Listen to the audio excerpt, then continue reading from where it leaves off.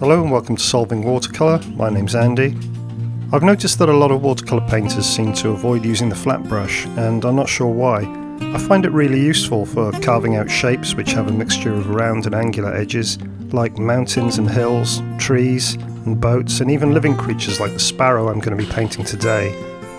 For the full free tutorial on this, check out my blog at solvingwatercolour.com. The link is in the description below. Thanks for watching, please like and subscribe, and I hope you enjoy the video.